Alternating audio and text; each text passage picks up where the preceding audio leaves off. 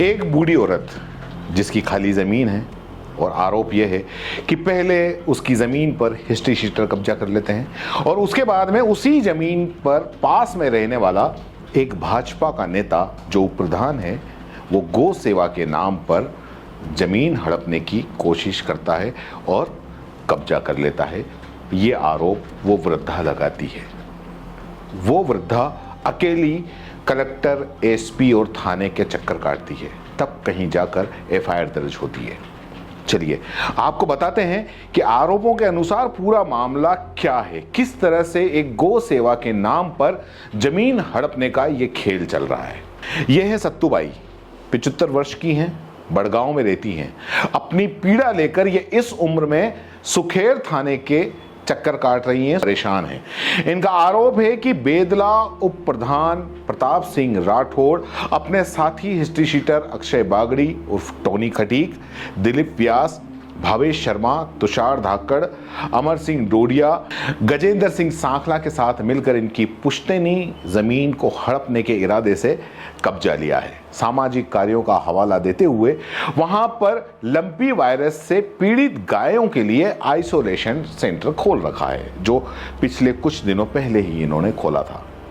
सत्तूबाई का दर्द आप उनकी जबानी सुनिए। हमारा नाम सत्तूबाई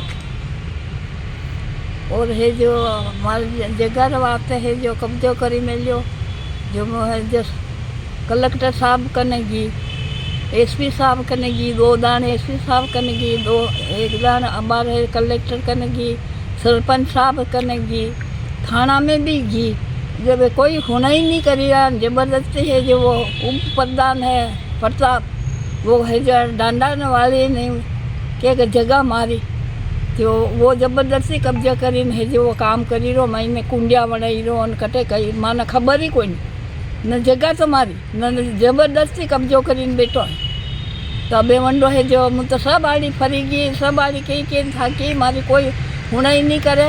तो अबे मन है जो न्याय देवाओ वो प्रधान प्रताप सिंह मारी जगह पे कब्जो करी मिलो, गाय ढंडा इलाज करी रो और वो टोनी खटीक है, एक व्यास है, अनारो मारे जान रो खतरो है, निकाल कर आज मरी जाऊंगा करी जाऊंगा। तो प्रताप सिंह रे नाना खट्टी का रे हंगला माते। सुना आपने, सत्तूबाई परेशान है। उनकी पुश्तैनी जमीन गौ सेवा के नाम पर जमीन हथियाने की कोशिश चल रही है और ये कोशिश और कोई नहीं, उन्हीं का पौत्र जो प्रताप सिंह राठौड़ है, भाजपा नेता, बड़गांव पंचायत समिति का उप प्रधान प्रताप सिंह राठौड़, वो उनका पोता वो कर रहा है। जिस प्लॉट पर गौ सेवा का आइसोलेशन सेंटर बना रखा है वो प्रताप सिंह राठौड़ के मकान के ठीक पास में है। ये सत्तूबाई बता रही हैं। प्लॉट सत्तूबाई का है और इससे पूर्व में भी हड़पने की कोशिश की गई थी, जिसकी खबर स्थानीय न्यूज चैनल उदयपुर न्यूज ने प्रमुखता से भी चलाई थी, जिसमें क्षेत्र के जनप्रतिनिधि ने भी ये माना था कि ये भूखंड सत्तूबाई का ही है और प्रताप सिंह राठौड़ भी भली भांति जानते हैं कि ये भूखंड उनका है और विवादित है। प्रताप सिंह से जब इस मामले में हमारी रिपोर्टर जयश्री नागदा ने बात की तो उन्होंने अपने ऊपर लगाए गए सभी आरोपों को नकारा। उन्होंने क्या कहा वो भी हम आपको सुनाएंगे। प्रताप सिंह राठौड़ ये कहते हैं कि गौ सेवा के नाम पर इस तरह के 1000 मुकदमे वो सहने के लिए तैयार हैं। तो क्या गौ सेवा के नाम पर किसी के भी खाली भूखंडों को कब्जाना ठीक बात है, या कोई विवादित जमीन ही चुनना ठीक है, जबकि पंचायत खुद आपको गौ सेवा के लिए जमीन देने को तैयार है? उस पर आप बड़ा और अच्छे तरीके से आइसोलेशन क्यों नहीं खोल देते? ताज्जुब है। उस पर प्रताप सिंह राठौड़ साफ झूठ भी बोलते हैं कि उन्हें पता ही नहीं कि यह जमीन विवादित है, जबकि सत्तूबाई प्रताप सिंह के रिश्ते की दादी हैं, परिवार की सदस्य हैं, उनके खुद के घर के पास ये जुड़ी हुई जमीन है। इसके बावजूद उन्हें पता ही नहीं कि ये जमीन विवादित है। क्या ऐसे जनप्रतिनिधि होते हैं? शायद होते होंगे जो खुलकर झूठ भी बोल लेते हैं और ऐसा झूठ के झूठ शर्मा जाए। प्रताप सिंह ने रिपोर्टर से साफ कह दिया कि मैं आपके मुंह से सुन रहा हूं कि यह जमीन विवादित है, जबकि बाद में ये मान भी रहे हैं कि मेरी दादी सत्तूबाई का नंबर अगर होता तो मैं उनसे बात करता। मतलब दादी का नंबर नहीं है, कमाल की बात है। चलिए खैर, पहले आप उप प्रधान साहब की ये बड़ी बड़ी बातें हैं आप सुन लीजिए, जिसमें वो विवादित जमीन होना भी स्वीकार नहीं कर रहे हैं और कब्जा कर लिया है ये भी वो नहीं मान रहे हैं। इसको वो राजनीतिक स्टंट बता रहे हैं। चलिए आप उनकी जबानी सुनिए, फिर आगे बात करते हैं। हेलो सर, सीबीसी न्यूज से बात कर रही हूँ, जयश्री नागदा। हाँ, नमस्ते मैडम। प्रताप सर, आपसे ये पूछना है कि ये जो आप पे अभी मुकदमा दायर हुआ है और आरोप ये लग रहे हैं कि आपने कब्जा करने के हिसाब से आपने ये गायों का आइसोलेशन सेंटर वहां पे बनाया है, क्या है पूरा मामला? आपका इस पर क्या कहना है, ये मैं जानना चाह रही हूँ। अच्छा। जयश्री मैडम, आप पत्रकारिता में पिछले 10 से 15 साल से काम कर रही हैं। कब्जे की डेफिनेशन क्या होती है? मतलब कोई भी कब्जा जो है, मतलब उसको किसको बोलते हैं कब्जा? जहाँ पर मैं मेरा कोई नाम का बोर्ड लगाऊं, जहाँ पर मैं किसी प्रकार का कंस्ट्रक्शन करूं, यहाँ पर तो लंपी से पीड़ित जो गौ माताएं हैं उनकी सेवा की जा रही है। अगर मेरे को कब्जा करना हो तो मैं दूसरी जो गाय हैं वो लाके और यहाँ पे बांधू, उसका दूध फिर मेरे घर पे लाऊं, यहाँ पे एकदम लाके सेवा कर रहे हैं। तो ये तो पहली बात, तो कब्जे वाली नीयत तो इससे बिल्कुल साफ हो रही है। और ये प्लॉट मेरे घर के बिल्कुल पास में है।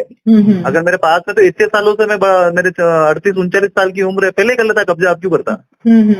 हाँ, तो ये राजनीतिक दुर्भावनाओं से प्रेरित है पूरा मामला। और चूंकि पिछले कुछ समय से लगातार ये आइसोलेशन सेंटर जो है वो चर्चा में आया है, कलेक्टर साहब ने इसकी तारीफ की है, दूसरे अन्य अधिकारियों ने भी तारीफ की है, पशुपालन विभाग ने तारीफ की है। तो कुछ जो चिंटू हैं राजनीतिक, उनको मतलब कह सकते हैं कि पच नहीं रहा होगा, इस वजह से उन्होंने कुछ इसमें किया है। लेकिन गौ माता के लिए एक मुकदमा हुआ है और 1000 मुकदमे भी होना, तो प्रताप सिंह राठौड़ का सीना झेलने को तैयार है। सर, लेकिन इसके लिए आपने फिर विवादित जमीन को ही क्यों चुना?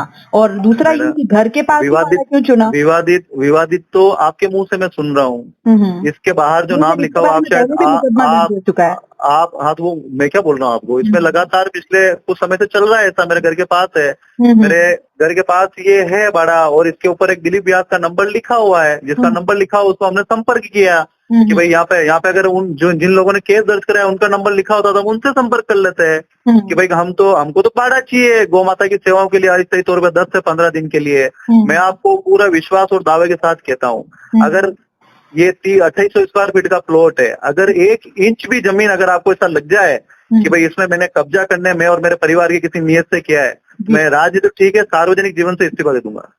तो आपने पंचायत से क्यों नहीं मांगी? 29 पंचायतों के आप उप प्रधान हैं, तो कहीं भी खुले में आप ये बना सकते थे, बड़ी जमीन पे ये चीज कर सकते थे। तो इसी मतलब आपने उनसे क्यों नहीं मांगी ये जमीन? उनसे क्यों मांगेंगे मैडम? हमारे घर के पास बाड़ा है और जिसका मोबाइल नंबर लिखा हुआ उससे कर लिया। पंचायत से मांगने की इसमें कहाँ आवश्यकता है?